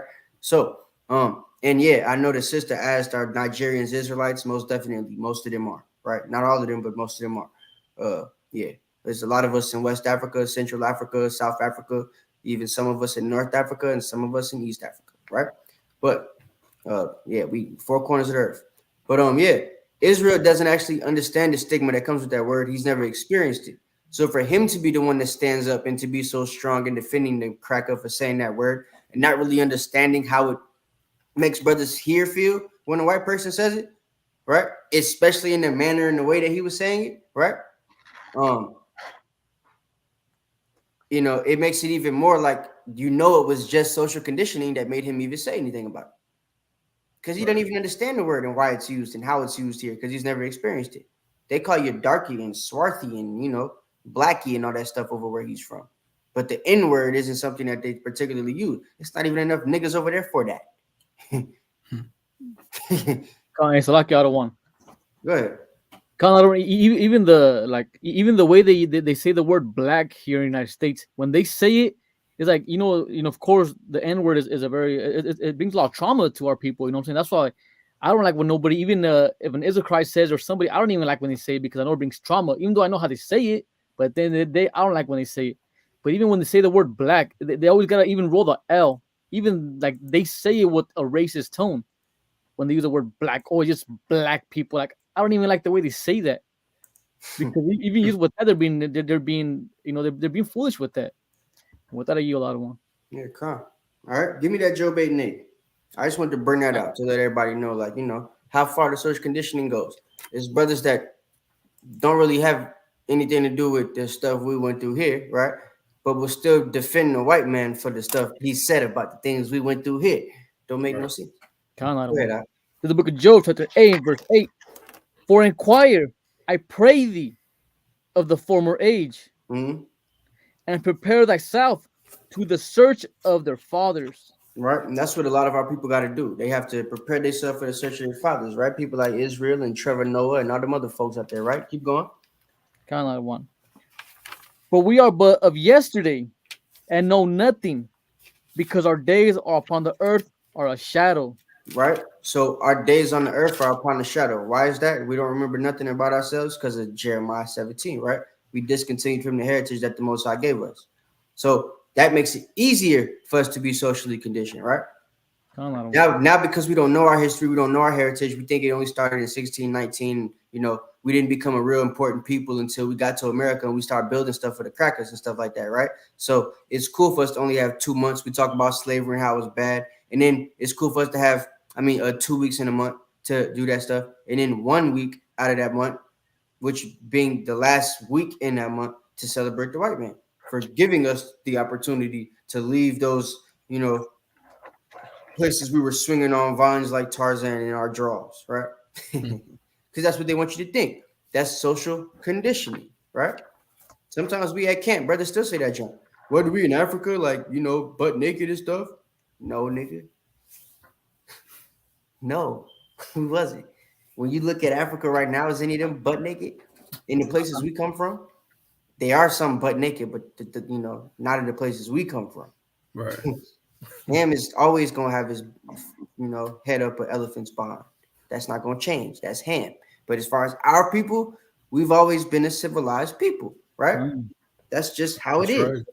But social conditioning, they're gonna make you not know that, right? They're gonna continue to tell you things that don't really have nothing to do with the truth about our people, right? Because we don't remember nothing. Our days are but a shadow. Read that next verse out. Got another one.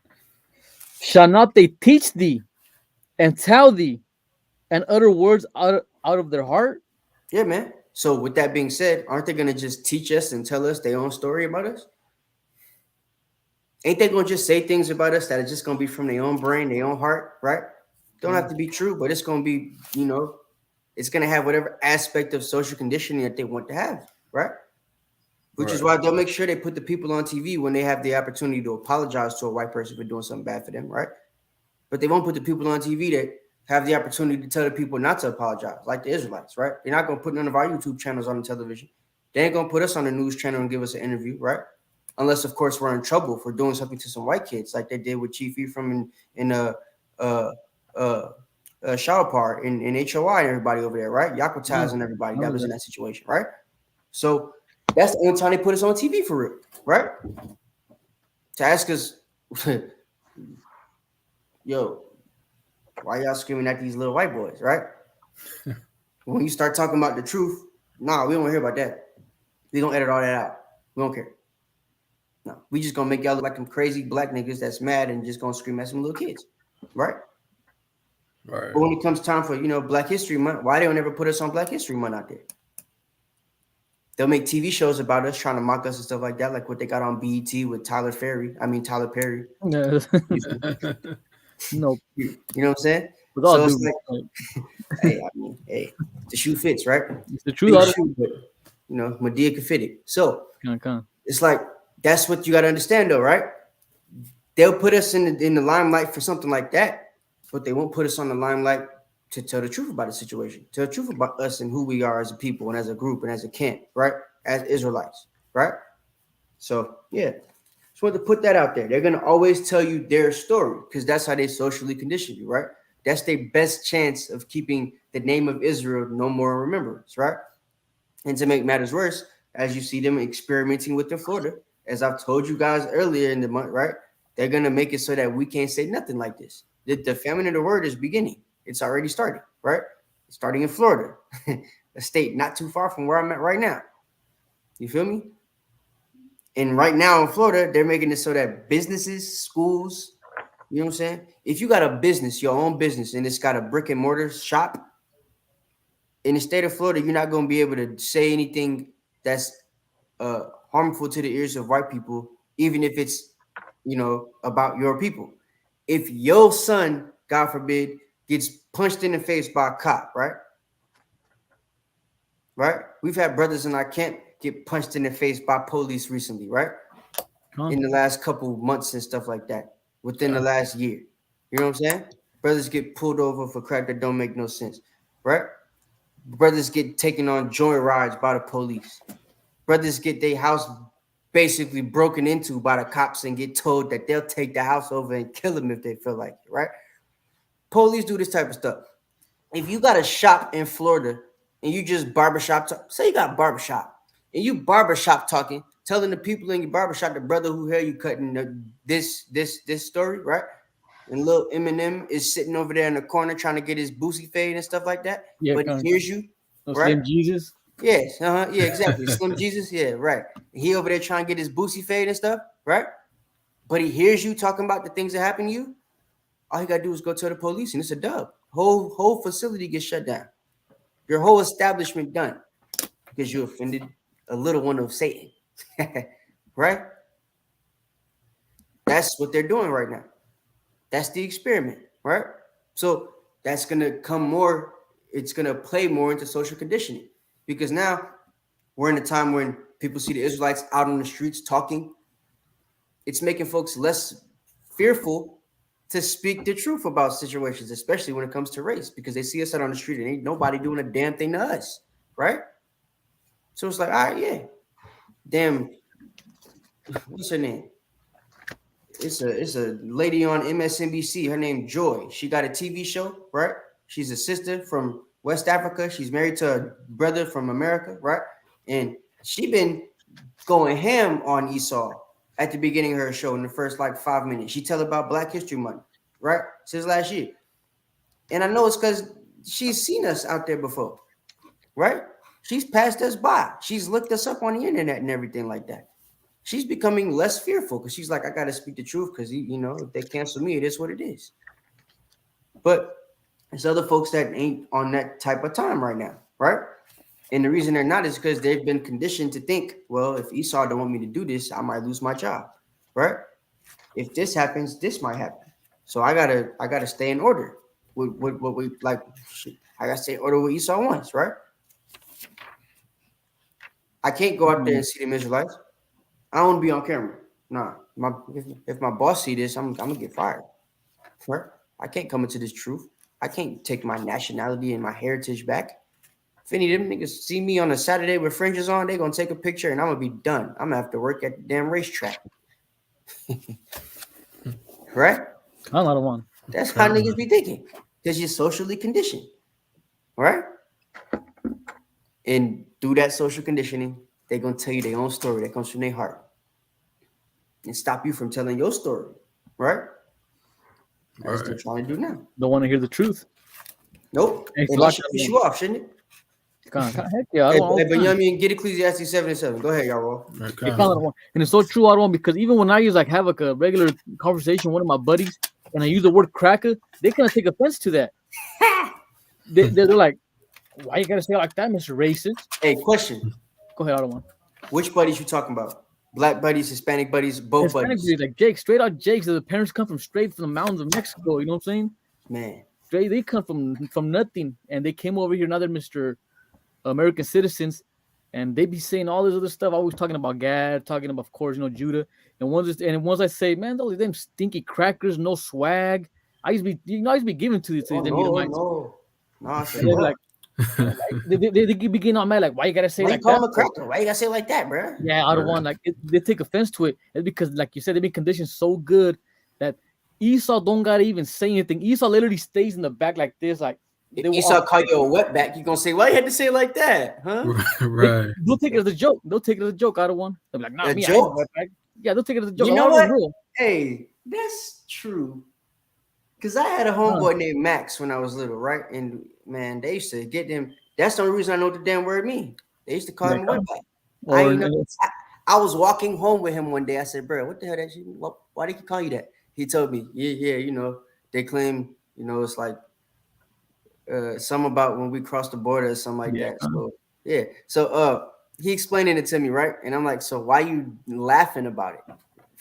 I asked him that. We like 10 years old. I said, why you laughing about it? Why is it this? Not funny? You know what I'm saying? He's like, I know it ain't true, so I just let him do it. See? What? So it's like social conditioning, because he's thinking even at that age, these white kids ain't gonna want me to go fight them. I'm not gonna be cool if I do that. It's cool for me to laugh at them making fun of me and call me a wetback and stuff. That's true. Right? But again, that's that social instead of me conditioning. Taking offense to it and me defending myself, I'm gonna just laugh and act like it's no water off my back.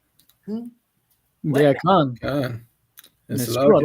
That's why they always portrayed us as coons, making jokes and being joked at. You know what I mean? That's that social conditioning. Hey, Ecclesiastes 7:7. God, I don't want. This is the book of Ecclesiastes, chapter 7, verse 7. Hey, y'all, what you said about Issachar? You said that the ones you were talking about, they're from the mountains of Mexico. They ain't got nothing. Yeah, they come straight from Michoacan, Sinaloa, where like they still don't even got plenty. They still don't even got like a good they're still living like back in the 1940s, 1930s. And their family were paid everybody bills. Yeah, kind of want they go visit. Cartel. Yeah, kind of want and it's like and once they come over, they feel like, oh, just because they accept me, I'm white now. I gotta protect this country. I love everything about this country. Even though all their family members are locked up. Say that one more time. Say that one more time. Because that was the point. Say that one more time. What was that? I don't want. I forgot what I said. I don't want. You said that it's like they have to go all out for this country, Oh, basically. yeah, They feel like they got something from it. They here now. They got a better life than what they had in Sinaloa or something like that. So Yeah, now it's, oh, okay, well, hey, I love the white man. Look what I got now. That's He true. giving me $15 an hour. I was making 3 pesos back home. What you talking about? Another one. And they hear the stories of people being in the cages, people still dying, trying to cross this damn border. Being I ain't one of the people in the cages, so I ain't tripping. You know what I'm saying? That's exactly how they see it. Well, that ain't me. You like how Judah says it. Well, that didn't happen to me. And same thing with even I got Gad right here. I got Gad maybe a couple miles from me, and I see Gad celebrating his damn heathen holidays. I'm like, come on, Gad. They put you in a damn box. You're used to roaming the land, living off the land, killing the buffalo. Now you got to live in a damn cage, and you still defend these damn oppressors. I you a lot of one. Sure. You see what I'm saying? So don't nobody tell me that the Hispanics ain't going through the same thing we're going through, because they are. They do it. They act the same way as you niggas. Right. Gad act the same way as you niggas. Mexicans for sure. All coons. Yep. So Ecclesiastes 7:7. The book of Ecclesiastes 7 verse 7. Surely oppression maketh a wise man mad. See, a wise man gets mad at oppression, right? The problem is our people have been conditioned not to be wise when it comes to our people, right? Don't be wise when it comes to your people and the condition of your people and how you look at it in society here.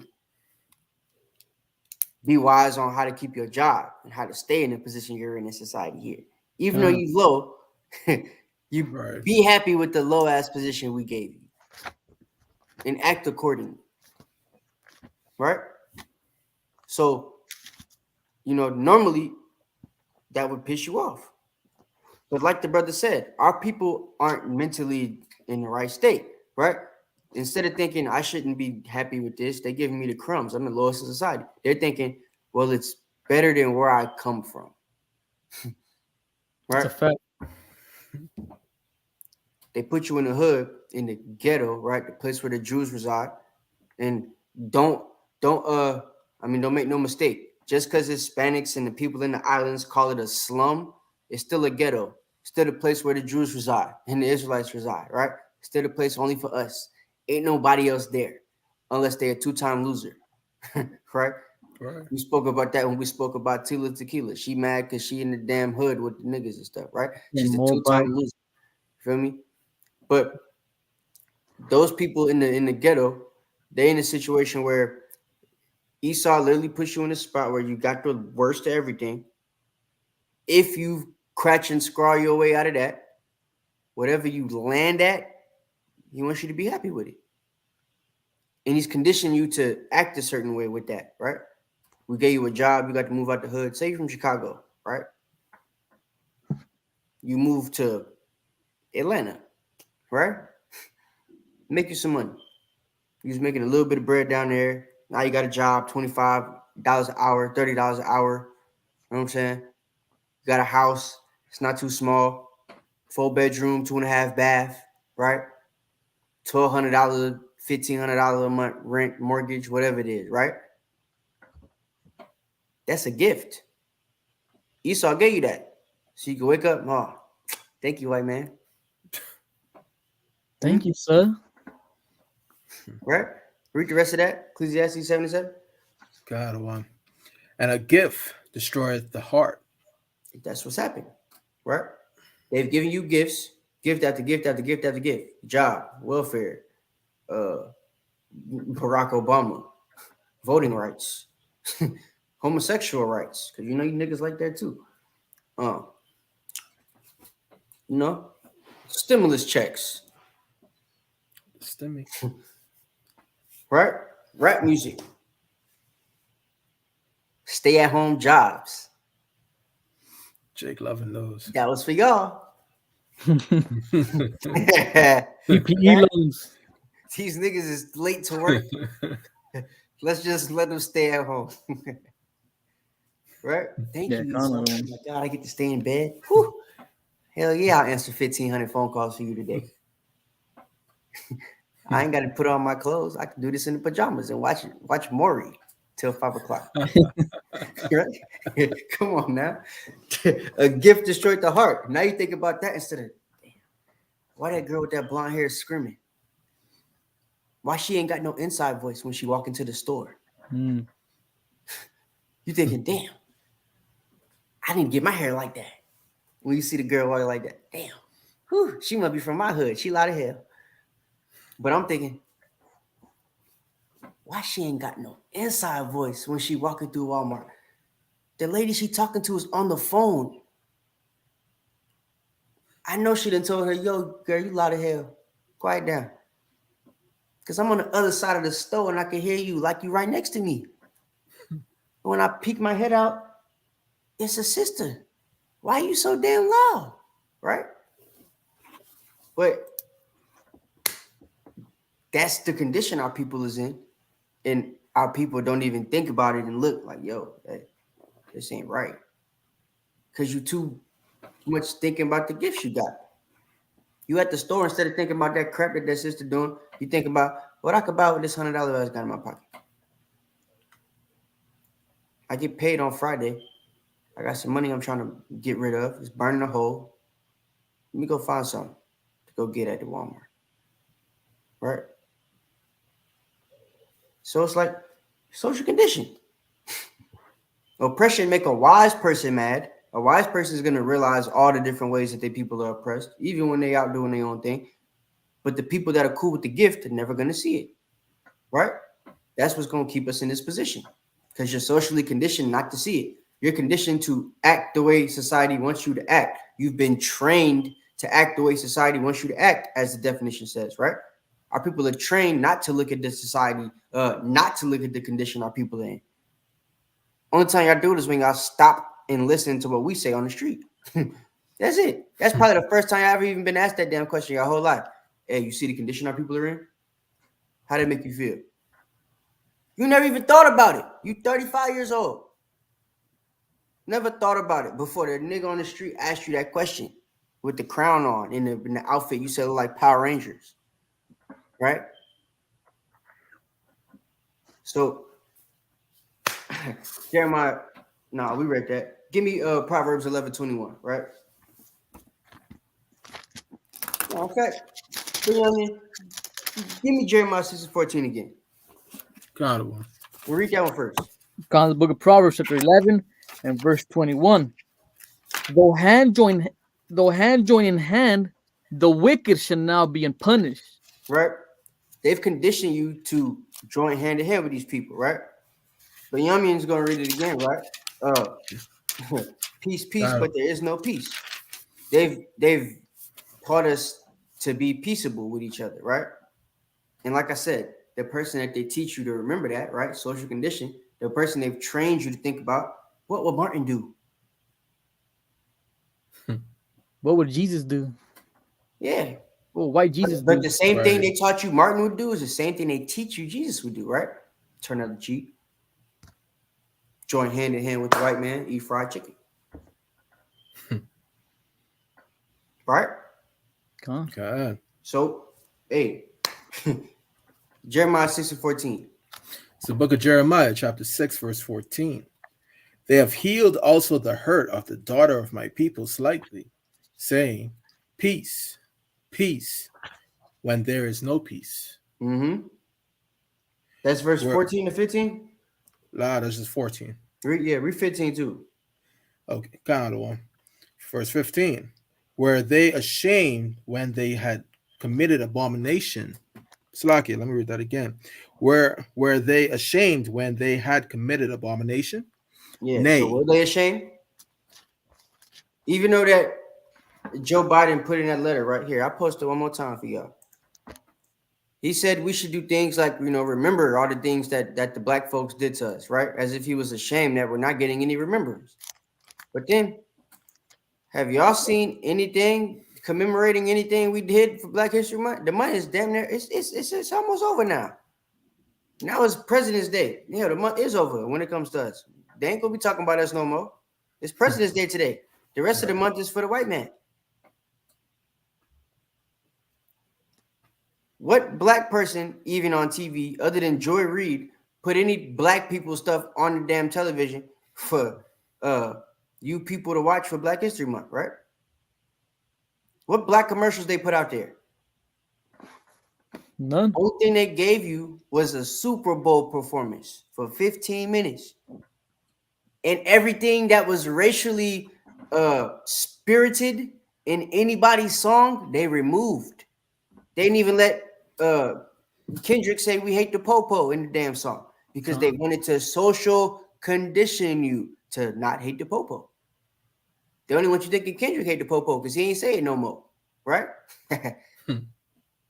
That's how it is. It's all social conditioning.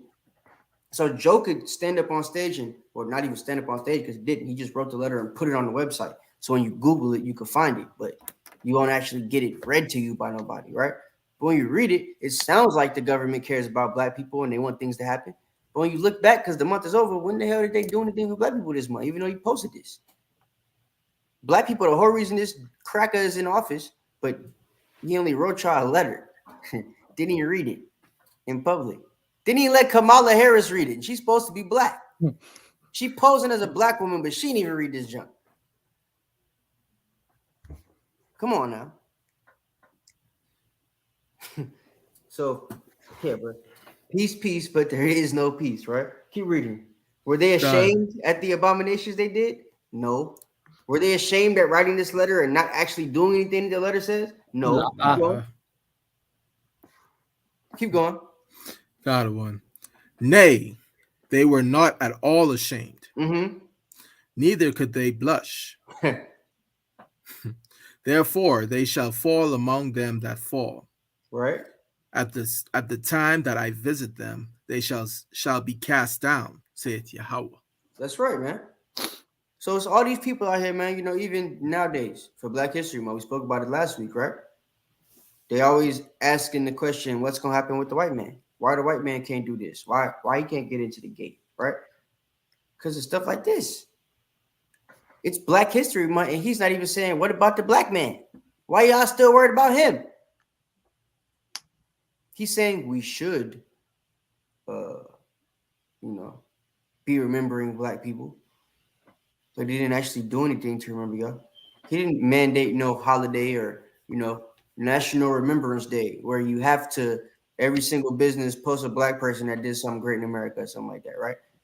But he is letting a whole state say you cannot say nothing if you're a black person that's going to make any white people feel bad about anything white people did to you, black people, or Hispanics or Native Americans. Because there's a whole lot of y'all in Florida too, right? Don't bring up Cesar Chavez in Miami no more. You're going to get locked up. Florida ain't a real place. Don't bring up Texas used to be Mexico because you're going to die. Right? Can't even talk about Colombia over there. Can't talk about nothing. Because if you make a white person feel uncomfortable, it's a wrap. Can't talk about Ted Cruz daddy. Can't talk about in the internment camps for the Hispanics over there that's going on right now. Whether it's in Florida, Texas, California, Arizona, New Mexico, right? All them places. They're not letting you say nothing about none of that. Because it's going to make them feel uncomfortable. Right? So those of you join hand in hand, man, though you join hand in hand with them, the wicked will not be unpunished. And those of you that want to join hand with them, y'all going to be thrust through, right? Straight like that. Give me Psalm 94 and 20. Come the book of Psalms, chapter 94, and verse 20. Shall the throne of iniquity have fellowship with thee, which frameth mischief by law? Yeah, keep going. God, they gather themselves together against the soul of the righteous and condemn the innocent blood. You see that? Who we talking about? That's Esau, right? Keep going. But Yahweh is my defense, and my God is the rock of my refuge. You see that? So the question was, should we have fellowship with these people, man? The answer is no. Only person you should be having fellowship is with Yahweh and the people that have fellowship with him, which should be your brothers and sisters, because we're the only ones that can serve the Most High, as Paul told you, right? The service of God belongs to the Israelites. So we're the only ones that are actually sitting in that seat that David was just talking about, right? So only people you should have fellowship with is your people. You should gather together, O nation not desired, right? Stop trying to gather with these crackers. Israel, Adesanya, Yasharala, right? That's what we should be doing. Give me Micah 2. Because before we end, right? As we were saying earlier, a lot of people always wonder why the white man can't get X, Y, and Z. They'll read the things that we have on the screen right now that come from we read the things that is on the screen right now that come from the president, right? They'll take all the soft speak that he's giving you and all the nonsense about him caring about black people and all that crap, even though he hasn't shown you none of it and he has had over a year to do so, correct? Most commemorating thing he's done so far for y'all is get your crack pipes. $30 million worth. He could have spent $30 million on the pipes in Flint, Michigan to help all the black people over there. Right, bring that up for real. But instead he gave you $30 million of crack to put in your pipe, whether you smoke or not, right? That's what he did, black people. So, like, man, Esau, boy. Wicked, man. Esau, people wonder why he don't have a gate, right? Aside from the nonsense we just spoke about. So let's get a couple of scriptures before we close out, just because I feel like it, right? On explaining why Esau can't get the kingdom, except to be a bootlicker and a slave, right? Go ahead, bring that out. Micah 2, verse 1. This is the book of Micah, chapter 2, verse 1. Hey, y'all were all, give me Jeremiah 22 and 12, I believe. I think it is. No, 22:17. That's what it is. This is the book of Micah, chapter 2, verse 1. Woe to them that devise iniquity and work evil upon their beds. When the morning is light, they practice it, because it is in the power of their hand. And they covet fields and take them by violence. They covet fields and take them nicely. By violence. They covet fields and take them by asking. By violence. Right? So everything they got, they took by violence. And they took it from y'all because y'all are the ones subject to everything that's going on here, right? Why y'all still happy with these people? Why are you still looking for them to get anything when they never got punished for taking what was yours? Right? Go ahead. Oh, actually, hey, y'all were all. Give me that Jeremiah real quick before you continue. The book of Jeremiah, chapter 22, verse 17.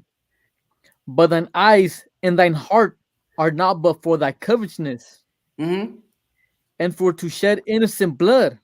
Who? You see that? That's Esau. That's all his eyes is for. He got two eyes in his head just for that, to covet and to kill you. That's it. Right? It's a sword of the Lord. A sword of the Lord. Because we the other one and we're going to use it against him. Right? That's right. Like, he the little sword, we the big one. He the, he the dagger, we the sword. But yeah, like, Esau is, he been terrorizing our people for a long time. And that's what his eyes are for, to do that, right? To covet and to shed blood. That's his specialty. That's what his gift was given, right? By Father Isaac. That's literally the gift he was given, to rule the world with the sword, right? So we can't be surprised at the things that he's done. I'm not surprised. But at the same time, knowing that that's what he's done, there's a punishment that comes with that. And that's what brothers and sisters need to stop trying to avoid for him, right? We got our punishment. It's time for him to get his in a minute, right? Go back to that Benjamin and finish that out. Read the verse 5. Read the verse 4. Got one.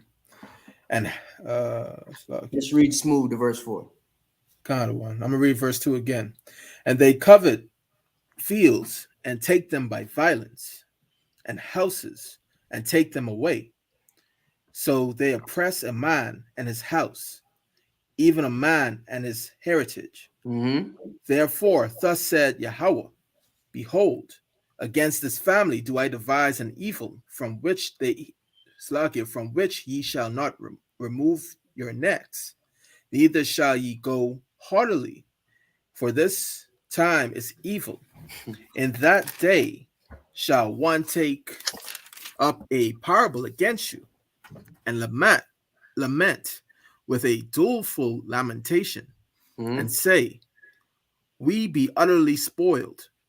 He hath changed the portion of my people. Yeah, man. You know what I'm saying? We be utterly spoiled. He's changed the portion of our people. As far as what we have, he tried to take our portion, right? Right. And as far as like the literal portion of our people, he's changed how we act as a people, right? As I was speaking about the sister earlier that I saw at the store, right? She loud as hell, whole bunch of blonde in her head, mouth wide open when she talk, got food in it and stuff, got no clothes on, it's 30 degrees outside and it's raining. And she the only person you can hear at the whole store. It's like 15,000 people. You know what I'm saying? Esau changed the portion of our people. He made us different than everybody in a bad way. We used to be peculiar people, but in a good way. Now we're peculiar, but like it's like, yo, ugh. Right? That's true. I don't want. So, I mean, we got to stop that, bro. It's all because of Esau, right? So these people who cover fields taken by violence and change the portioning of people, why would you want to save them, man? Why? For what? Right? They didn't get punished. Give me Isaiah 14:21. They never got punished. Why are you trying to save them? Luis Marty, I don't have the access to that email. That email is I don't want y'all all has access to it, so I can't actually check it. Yeah. Okay. So select you on that. Is there something specific you was trying to put in the email? Any information I need to say or something like that? Let me know right quick, because like I said, that email, I don't got access to it. So whatever you trying to get me to see, I can't actually see it. All right, go ahead. Kind of another one. This is the book of Isaiah, chapter 14, verse 1. For the Lord. 21. What was that other one? 14:21. Kind of another one. This is 14:21. Where am I at? Kind of another one. Prepare slaughter for his children, for the iniquity of their fathers. You see that? So you should prepare slaughter. That's what we're trying to do, right? So everything that we do as far as teaching the truth, you know, teaching our people how they should act and move around Esau and even the other nations as well, right? It's mainly because these are the things we're gonna have to do at some point. Prepare slaughter for them. We teach them the truth at the campsites when they come and they listen, because they got to learn their truth too, right? They have to learn exactly what's going on with them. So, yeah, that's what the deal is. That's what they got to do. If they not paying attention to what's going on with them, what's gonna happen, that's I mean, that's their fault. That ain't got nothing to do with us. But the reason why we take the option of teaching them what we got to teach them is because we're preparing slaughter for their children. We're preparing them for the slaughter that's going to be coming for them, right? So, y'all should be okay with that. Instead of us or trying to blame us, always making it seem like we were wrong for saying the truth of what's going to happen to them, when there is a truth and facts about things they did to us, and it's supposed to be a double rendering of those things that happened to them, right? A double cup of destruction with dregs that they got to drink. You know what I'm saying? Shouldn't be no problem with us telling them their fate. That's all I'm saying. Right? We should prepare slaughter for them for the iniquity of their fathers, because they never got punished for it, right? That they do not rise again and they can't, create any cities. That's what we want. So we can rule everything. Take the spot we were supposed to be given as the top nation on the planet Earth, right above all nations on the face of the earth. So that's it. You could drop that now. All right. Slacky, I got a precept. All right, go right ahead. All right. And I guess you could give me Ezekiel chapter 25, verse 12. Kind of another one. This is the book of Isaiah, chapter 13, verse 16. Their children also shall be dashed to pieces before their eyes. Mm-hmm. Their houses shall be spoiled, and their wives ravished. That's right. So right there, the Most High tell you, that slaughter, they're going to be dashed to pieces. We're going to obliterate the houses of our enemies. Point blank. Period. Ain't no way around that. Let me yield on that. Come on, man. Hold on just a second.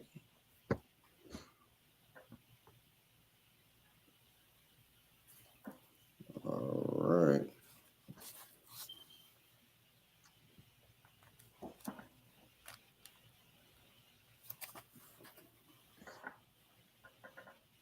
on just a second.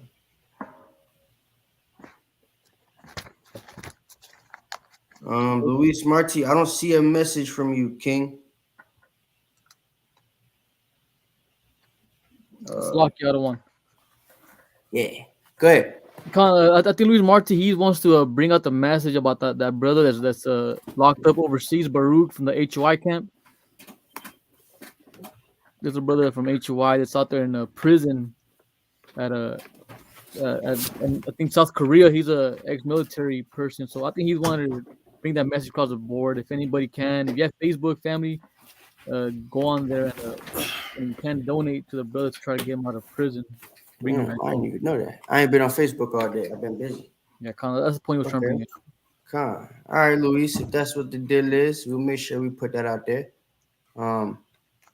Send us that information, and if it's possible, what I'm saying, we'll promote that and see if we can help the We'll brother share it out. on Facebook. Yeah. But I'll share it on Facebook. Yeah, that must be what it is. We got you out. Get on All the right. board. He's from HOI. We definitely want to help the brother out. Okay. But, all right. Ezekiel 25 and 12. Kind of the one's book of Ezekiel, chapter 25, verse 12. Thus says the Lord God, because that Edom has dealt against the house of Judah by taking vengeance, and has greatly offended and revenged himself upon them. Mm-hmm. Keep going. Therefore, thus says the Lord God, I will also stretch out my hand upon Edom, and will cut off man and beast from it. You see? So the same way our men and our beasts got cut off from the nation, right? Because of things Esau did. He killed us, he raped us, he murdered us, he robbed us, he stole our land, right? He was covetous, had an eye for blood, right? We're going to return that same sword on him. Go ahead, keep going. Read verse 14. Kind of one. And I will make it desolate from Teman, and they of Dedan shall fall by the sword.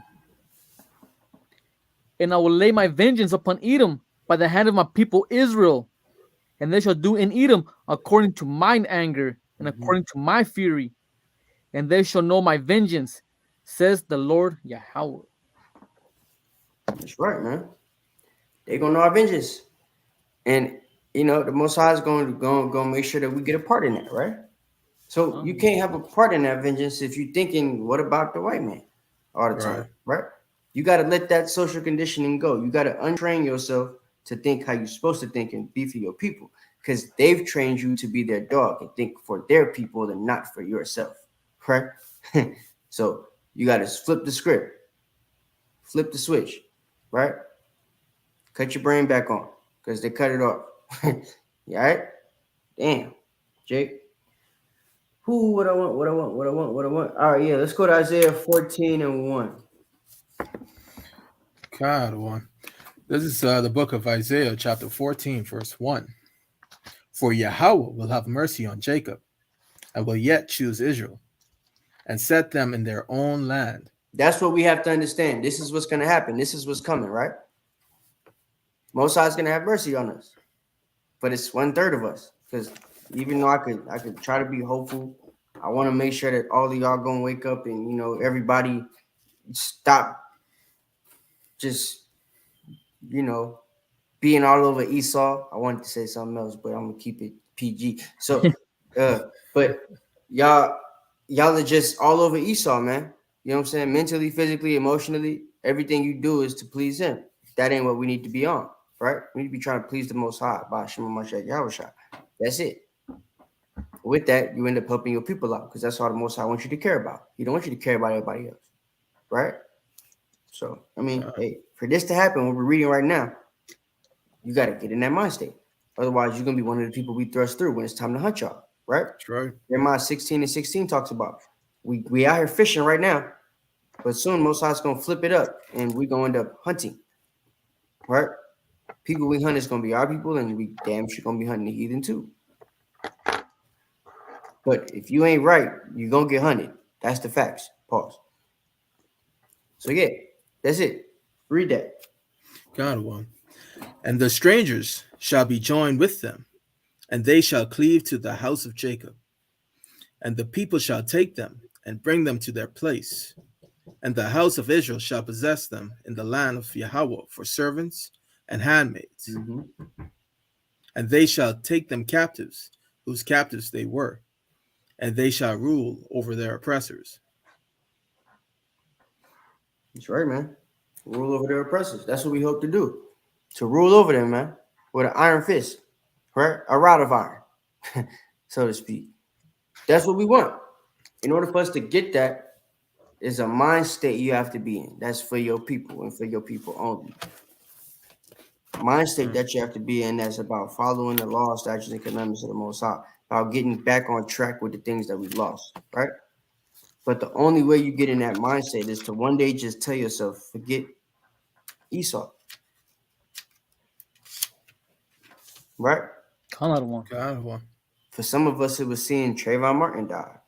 For some of us, it was seeing Michael Brown get killed. For some of us, it was Eric Garner, right? For some, Philando Castile. For some, George Floyd. For some, you know, Ahmaud Arbery. For some, Botham John. But for some of y'all, you seen all of them brothers and sisters get killed. Icod Gurley, right?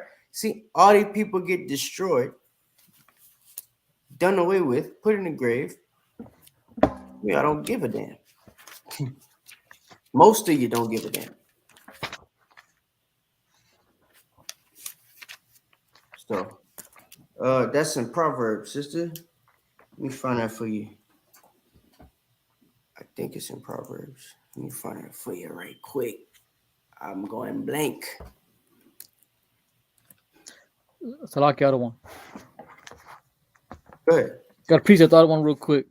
Bring it out. Comes the book of Sirach, chapter 25, verse 7. There be 9 things which I have judged in my heart to be happy, and the 10th I will utter with my tongue.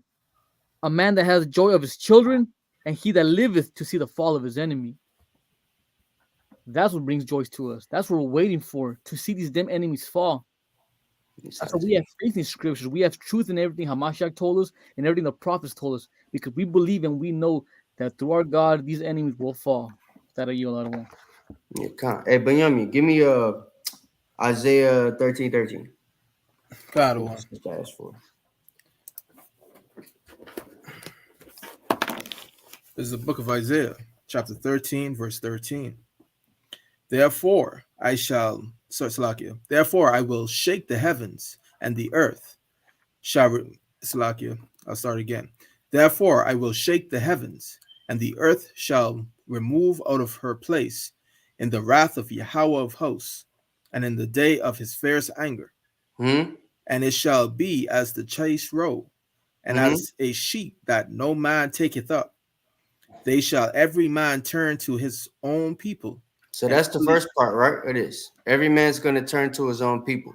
So there's going to come a time when black people going to have to be for black people. Hispanics going to have to be for Hispanics and black people. Native Americans going to have to be for Hispanics, natives, and black people. And other nations are going to go back to their folks too, right? When that time comes. That's when the race war begins. And for those of us that don't want to be about their people, that want to hold hands with Ricky Bobby, right?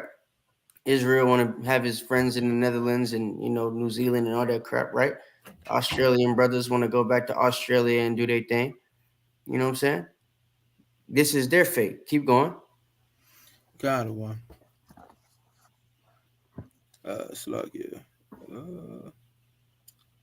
They shall they shall every man turn to his own people, and flee every one into his own land. Every one that is found shall be thrust through, Mm-hmm. and every one that is joined unto them shall fall by the sword. You see? So we're going to thrust through every person that is joined unto them. Because as it says in Zephaniah chapter 1 and 8, we're going to be punishing the princes of the king's children, right? Those that wear strange apparel. That strange apparel is you following other doctrines. And some of those doctrines will come with you, holding hand in hand with the crackers and your enemies and your Asians and all that stuff, right? You're Muslim. Some of you brothers that's big time Muslims and stuff like that, the ones that's not in the nation, but the real, Orthodox ones and stuff, that's actually Jake. Y'all gonna end up going to try to go flee to, wherever your Muslims at, where your mosque at in your respective cities and stuff, trying to be around Ishmael. And when we go hunt them down, we're gonna be cutting your beards off and letting your heads roll down the street just like we do with them, right? That's right. Because y'all decided to join hand in hand with them brothers. You understand what I'm saying? So yeah, that's what that scripture means, sis. It is in the Bible and it is going to come to pass. All right. Con, Dora, I got you. Luis, I got you. So I'll make sure we post that and we get the brother some help. By Shema Mashaki Havashai. Con. The water for that too. I did not know about that. That's some messed up stuff. So yeah. Hopefully the brother, takes that crown in prison so that he can receive that crown of life by Shema Mashaki Havashai. Aight. So, yeah, man. Give me Daniel 7:18. This is gonna be the last scripture. This is what we all hope to happen. This is what we want to go down, right? And this is the only thing that we should be hoping for, right? Once this happens, we're in the place that we want to be at. We know that Yahweh Shai is on the way. He's come back, right? Israel is back on the level that they're supposed to be on, and the heathen are in subjection. Daniel 7:18 is the precipice to me. That's the end all be all. This is it. We keep the commandments. This is what we should be looking forward to. Go ahead, bring that up. The book of Daniel, chapter 7, verse 18. But the saints of the Most High shall take the kingdom and possess the kingdom forever, even forever and ever. That's it, man. All right. So we get back to the situation where we're keeping the law, statutes, commandments. We're being for our people. We're being about our people and not worried about anybody else. Everything's gonna be good for us, man. All right. So this was just your little history lesson, I guess, if you want to call it your little lesson on Black history as far as President's Day, right? That will conclude the Black History session that we had going on for this year. So we ain't gonna do that no more for a little bit. So yeah, hope y'all enjoyed it. I am the bar Luis and all to the brothers and sisters out here. Like I said, y'all stay tuned to the shows that we got going on tomorrow and Friday and Thursday and Saturday. And also, one more reminder, if you would like to RSVP to participate in our Passover, please do so with the subject line Passover 2022. All right, that way it'll be easy for us to find your email and we can make sure that you have a seat reserved. All right, so hope you all enjoyed the lesson. We got the Sons of Thunder Israelites. All right, we got the Sons of Thunder Israelites. It is our prayer and desire that all Israel might be saved. Hope you guys have a good night. Have a great week. Shalom. Shalom, family.